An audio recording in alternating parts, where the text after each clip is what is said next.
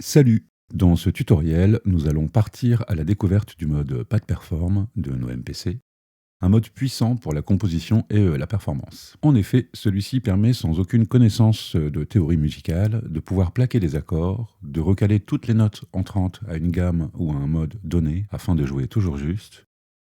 Ce mode permet aussi de créer des progressions d'accords prédéfinies comme nous le verrons plus en avant. À noter qu'en mode drum ou clip, nous avons accès à cet écran, mais cela ne fonctionne pas avec ces programmes.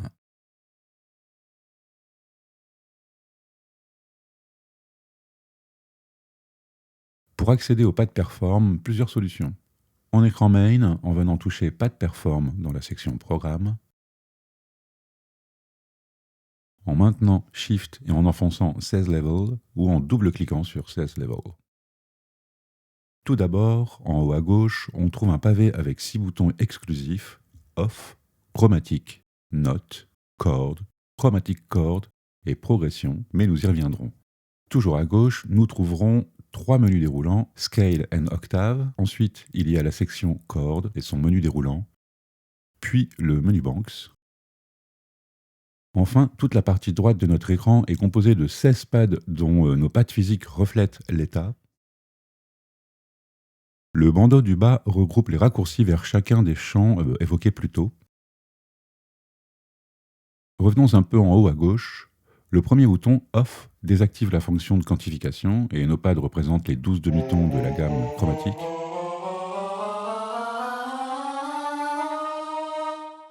Avec chromatique sélectionné, les notes à l'écran et illuminées sur nos pads sont donc tous les degrés du mode ou de la gamme sélectionnée. Restons en Do, mais voyons comment réagit notre écran avec un changement de gamme ou de mode, scale donc en anglais. Si je passe de majeur à mineur, je vois que les notes illuminées changent. Je peux donc m'aider quand je compose ou quand je joue en live de ces pads pour m'assurer de jouer toujours juste.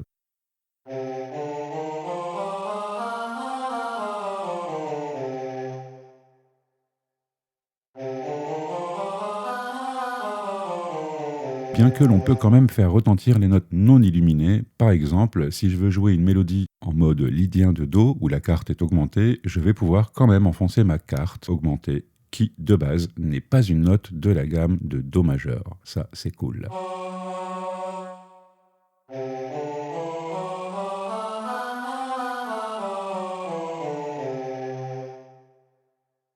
Notez que dans ce mode, l'arpégiateur fonctionne et ça peut donner des trucs vraiment super sympas.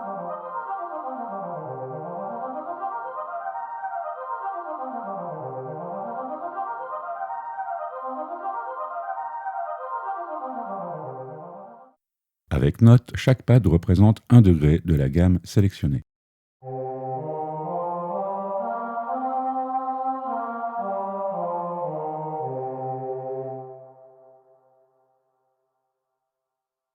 Avec chord ou accord, chaque pad est assigné à un accord dont la note fondamentale augmente d'un degré de la gamme sélectionnée.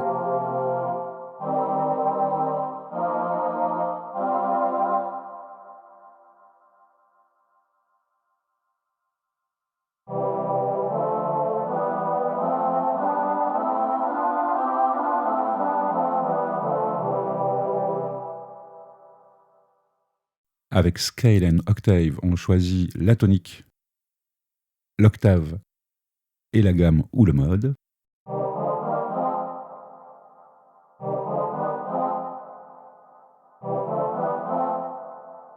Prenons par exemple Natural Minor, ou mineur naturel donc. Le champ chord permet de choisir les composantes de notre accord. Vérifions ceci. Avec 1, 3, 5, nous devrions avoir notre fondamentale, notre tierce mineure et notre quinte juste.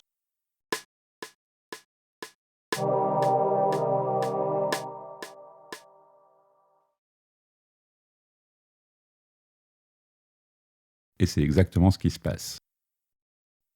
Avec un accord 1, 4, 5, on va donc être sur un accord suspendu.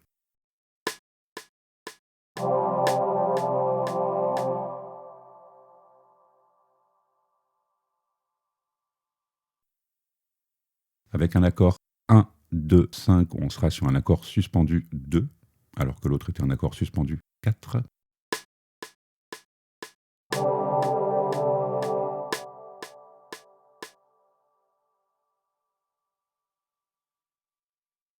Avec 1, 3, 5, 7, B, on va jouer un accord de septième mineur avec une septième bémolisée.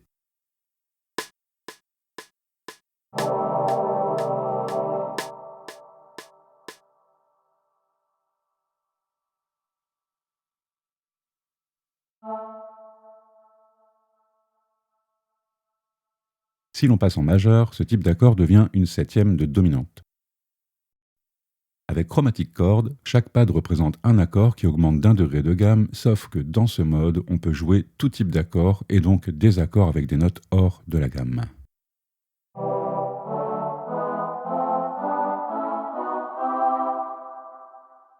Avec progression, chaque pad est assigné à un accord dans une progression d'accords.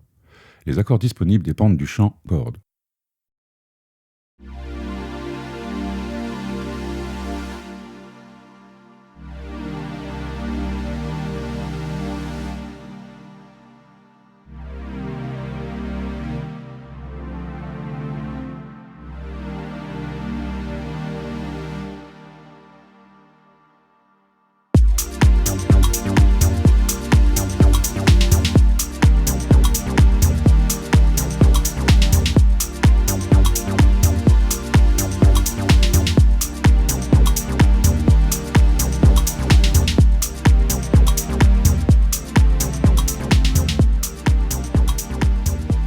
J'ai cependant remarqué un bug dans ce mode. Si l'on s'attarde sur le type d'accord, par exemple classique major, on entend bien les 3 degrés fondamentales, tierce majeure et quinte, donc pas de souci. Mais si on sélectionne classique minor, donc mineur classique,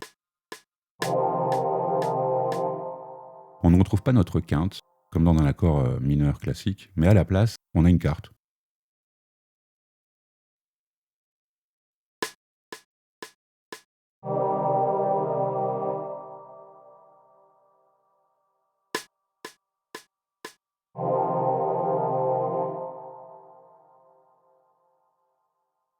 Alors prenons un exemple avec le mode Gaudi, qui offre lui la fondamentale, la quinte, de nouveau la fondamentale à l'octave et la tierce mineure à l'octave.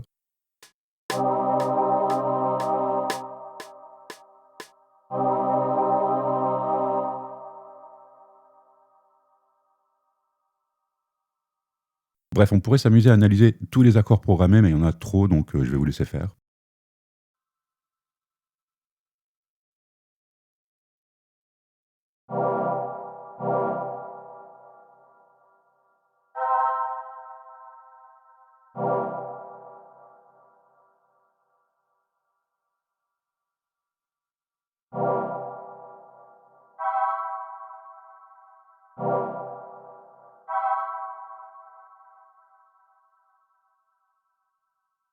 Bon, et bien écoutez, je pense qu'on a fait le tour pour cette vidéo de tuto sur le mode pad perform de nos MPC.